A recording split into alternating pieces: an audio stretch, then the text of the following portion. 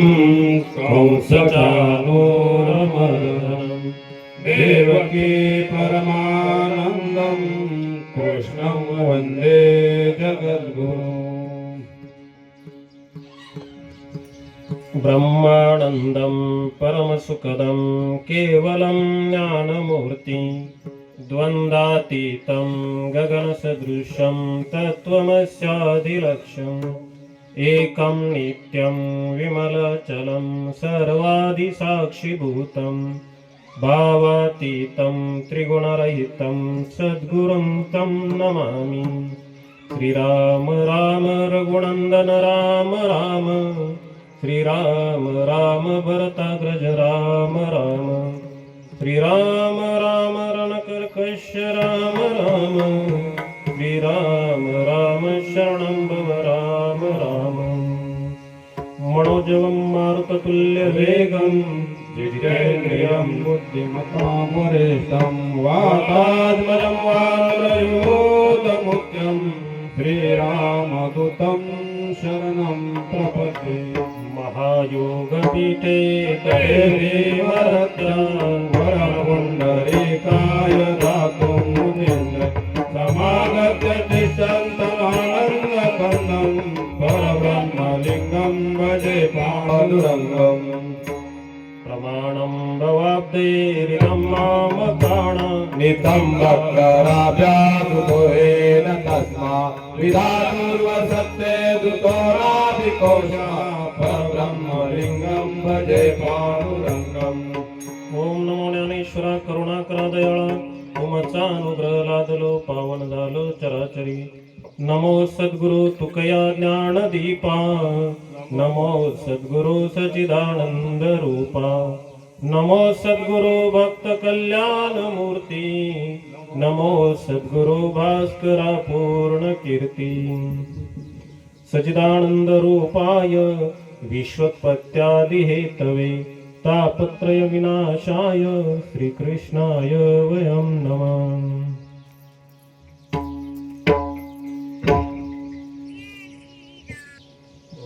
प्रस्तुत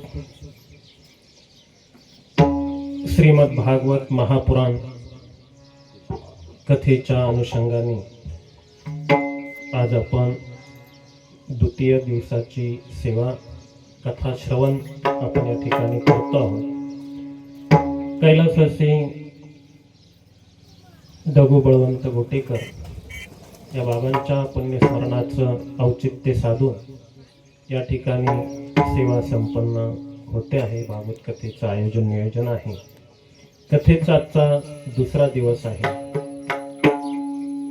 सर्व देवदिकांना संत महात्म्यांना या व्यासपीठावरून नमस्कार वंदन करतो। त्याचबरोबर प्रभू तुम्ही महेशाच्या मूर्ती अशा पद्धतीने जे श्रोतृवर्ग समोर आहे, माझ्या साथीला असलेले आमचे केशवदादा असतील, त्याचबरोबर सर्वजण या ठिकाणी भजनी मंडळ अतिशय सुंदर अशी ते साथ मला या ठिकाणी करतायत आणि कथा आपल्या नियोजित वेळेमध्ये सुरू होते आहे, नियोजित वेळेमध्ये थांबते आहे। आणि काल आपण भागवताचं प्रारूप बघितलं होतं। श्रीमद भागवत या ग्रंथाचं नेमकं प्रयोजन काय, मुळातच मानवी जगण्याचं प्रयोजन काय असतं हे आपण बघत होतो। काल आपण ते बघितलं। मृत्यूला जिंकून घेणं हाच खऱ्या अर्थाने पुरुषार्थ असतो हे आपण बघितलेलं आहे। त्याचबरोबर श्रीमद भागवताची जी काही भाषा आहे ती भाषा समाधी भाषा आहे। तसेच ही भाषा अलंकार दृष्टांत श्रोत्यांचं कल्याण करेल अशी लौकिकी भाषा आहे। वैराग्य उत्पन्न करणारी परलोकातील व्यवहाराबाबतची परकीय भाषा आहे।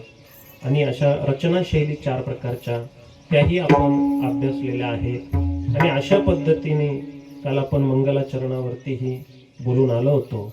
खरं तर ग्रंथाचा जो काही अभ्यासक आहे ते ग्रंथाचं श्रवण कोणी केलं पाहिजे, ग्रंथाचा अधिकारी कोण आहे, असं पाहायला गेलं तर प्रत्येक गोष्टीला अधिकार असावा लागतो।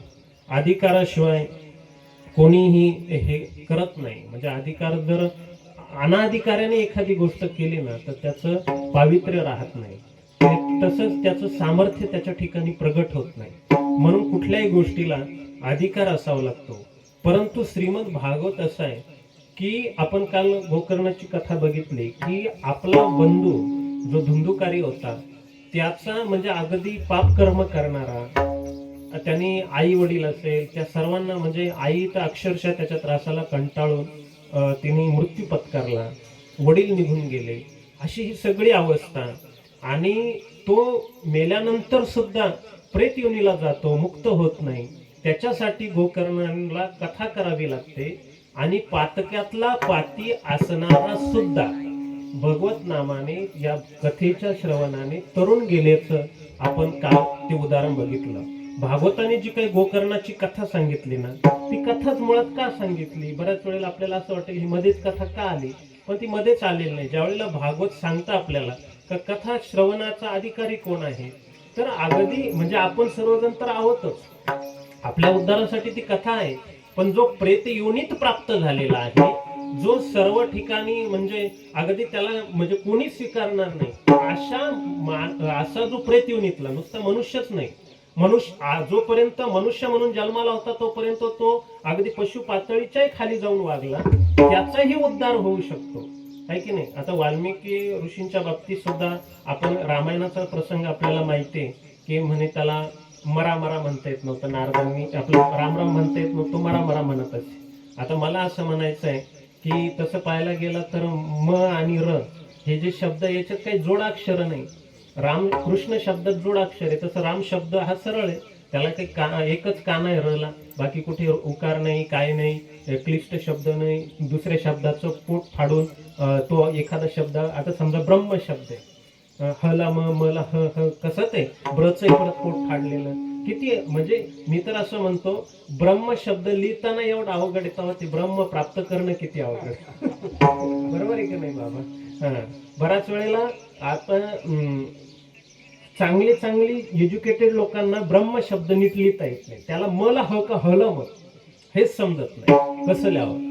आणि मग माझ्या लक्षात येतं की ज्यांना ब्रह्मच लिहिता येत नाही ते ब्रह्म नाही असं म्हणतात, याच्यापेक्षा बालिशपणा बुद्धीचा काय असला पाहिजे. काही माणसं म्हणतात एज्युकेटेड आम्ही काही देव वगैरे या कल्पना ना मानत नाही. अरे कल्पना म्हणजे काय? ते काही कल्पना ते देव वगैरे आमच्या काही ते असे काही नसतं, ते उगाच काही पण भीती घालण्यासाठी वगैरे ते असतं असं जे काही बोललं जातं. आणि अरे मग त्याला म्हटलं की तू ब्रह्म तर लिह, तर त्याला ब्रह्म लिहिता येत नाही. आणि त्याला म्हटलं अरे ब्रह्म लिहिणं जर एवढं अवघड आहे तर ब्रह्म समजणं किती अवघड असेल. आणि तो मग मला सांगा कृष्ण शब्द अवघड आहे, पण तरी कृष्ण शब्द उच्चारायला अवघड आहे. तसा वाल्मिकींना नारदाने म्हणजे अगोदरचं नाव वाल्मिकी ऋषी तपश्चर्येनंतर झाले, रामनामाने उद्धार झाल्यानंतर झाले. अगोदरचं नाव आहे रत्नाकर असं नाव आहे, संगतीने बिघडलेला आणि त्यानंतर दरोडेखोर झालेला. त्यालाही प्रभू रामचंद्रांच्या नामाचा नारदाने हे केला, तर त्याचं कुळही पवित्र झालं, तोही पवित्र झाला, नाही का? वाट पाड्या तो कोळी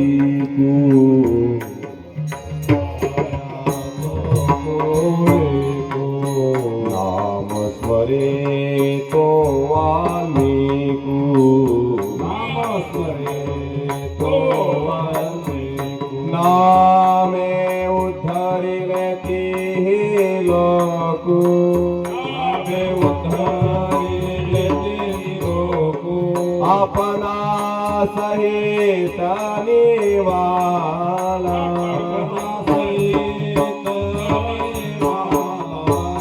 नाम बरविया बरवंत, नाम बरविया बरवंत, नाम बरविया बरवंत, नाम बरविया बरवंत. वाट पारा तो कोळीकू, नाम स्मरे तो वाल्मीकू,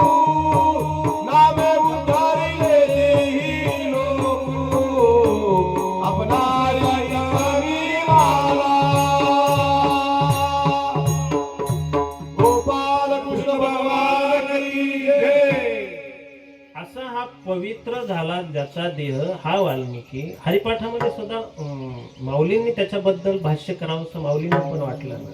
बरोबर आहे की नाही? पुराण प्रसिद्ध बोलिले वाल्मिकी ना मी तिन्ही लोक तिन्ही लोकांचा उद्धार असा हा वाल्मिकी. आणि हा वाल्मिकी ऋषी मला कौतुक ह्या गोष्टीचं वाटतं. भाषाशास्त्राचा जर विचार केला ना, तुम्हाला सांगतो वाल्मिकी बोबडा होता का? एखादा बघा तोत्रा बोलणारा मनुष्य समजा रचा उच्चार झाला नाही तर कोणत्याच रचा उच्चार होत नाही. म्हणजे रामाचा रही बोलता येत नाही, रतनचाही र बोलता येत नाही, रक्षाचाही र बोलता येत नाही, कोणत्याच शब्दाचा र म्हणता येत नाही. आता इथं गंमत अशी आहे, तो तर तोत्रा नव्हता पण त्याला आहे ना माराचा रा येतो पण रामाचा रा येत नाही. बरोबर आहे की नाही? गंमत काय आहे? भाषाशास्त्र इथे चुकीचं ठरवतं ना की वाल्मिकीला रा म्हणता येतं पण मराचा रा म्हणताय. शब्द तोच आहे ना, अक्षर बदलली का? राम काय मरा काय, अक्षर तीच आहे ना, मग तरी तो मराच म्हणतो, राम म्हणता येत नाही. असं का? तर त्याचं एकच उत्तर आहे, इथे भाषाशास्त्र लावायचं नाही, तर्क वगैरे लावायचा नाही. इथे भाषाशास्त्र कुंठित होतं. याला अध्यात्म भक्तिशास्त्र असं सांगतं की मरा म्हणायला वाणी लागते पण राम म्हणायला पुण्यपदरी असावं लागतं. आणि वाल्मिकीकडे ते नव्हतं म्हणून त्याला राम म्हणते. पण असा जो अनाधिकारी आहे त्याचा सुद्धा उद्धार झालाच ना. मग प्रत्येक गोष्टीला अधिकारी लागतो. अहो घरामध्ये एखादा पदार्थ म्हणजे सुनाचा अधिकार नाही, सासू जोपर्यंत जिवंत आहे तोपर्यंत. एखादं म्हणजे एक बाई भागवत कथेला आली होती बरं का, कथेला आली, तासभर बसली, तिला काही आवडा ना आणि उठली गेली घरी. घरी गेली तर तिची जी मैत्रीण होती ना ते नुकतंच एक ताक आणण्यासाठी हिच्या घरी गेली होती, जी भागवत कथेला बसली होती, आणि तिची सून घरी होती आणि खरोखर ताक घरामध्ये नव्हतं. ती सुनाकडे ताक मागितलं तर सून म्हणली बाई ताक काय नाहीये. आणि नाही म्हटल्यानंतर मग ती भांड घेऊन पुन्हा निघाली होती आणि ही कथेहून निघाली होती. रस्त्यात दोघांची गाठ पडली घरामध्ये.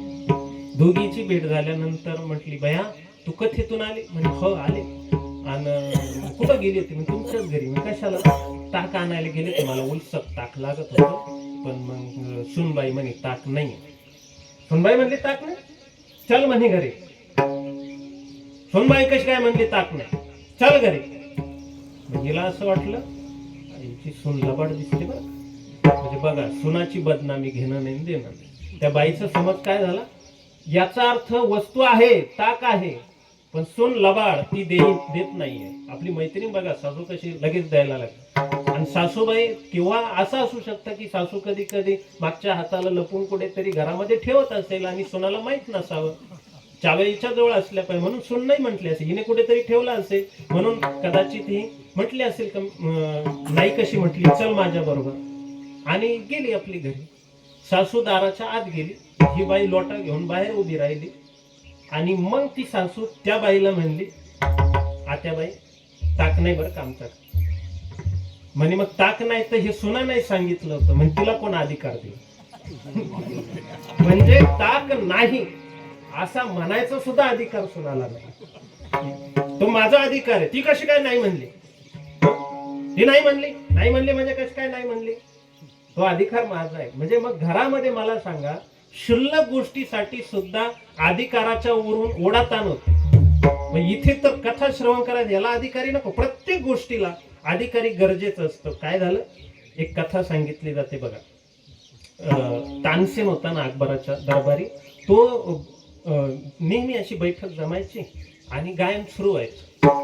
आता बऱ्याच वेळेला काय होतं माहिती का, गायक ताना वगैरे घेतो, रागामध्ये शिरतो आणि एकदम असं त्याचं हे असतं. आणि त्या दरबारात बसणारी जी मंडळी होती ना ती अधून मधून अशी वा वा वा वा, ज्याला काही कळत नाही तोही वा वा वा वा, क्या बात है क्या बात है क्या बात है असं म्हणू लागला.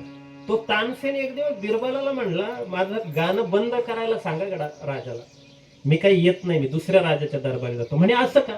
अहो काय ते मला विक्षेप होतो, मध्येच लोक वा वा वा वा म्हणतात, मला विक्षेप होतो माझ्या गाण्यामध्ये. काहीतरी बंदोबस्त करा म्हणे. हे बघा, आपण असं करू, जी दर्दी लोक आहेत तीच गाण्या, ज्याला अधिकार आहे तेच बसले पाहिजे. उगाच काही ना त्या शायरीमध्ये काही कळत नाही, एक कवी अर्धच पूर्वार्ध म्हणतोय, अजून उत्तरार्ध म्हणायचं, तोच लोक खालून वा वा वा लगेच टाळ्या. अरे म्हणू दे त्याला पुढचं, पूर्ण तर ऐकून घ्या मग टाळ्या, आहे की नाही.